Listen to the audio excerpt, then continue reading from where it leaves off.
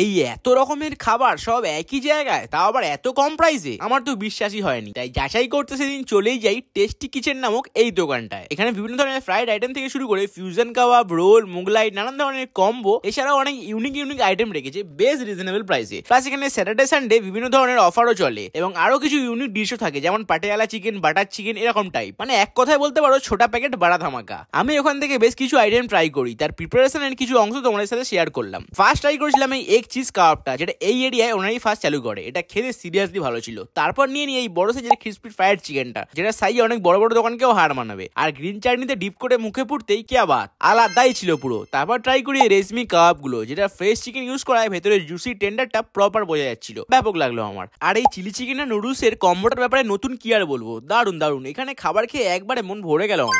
3টে থেকে রাত্রি 10টা অবধি। উত্তরপাড়া গেট টপকে কিছুটা এলেই ডান দিকে পড়বে বাজার কলকাতা, আর ঠিক তার অপোজিটই এই দোকানটা।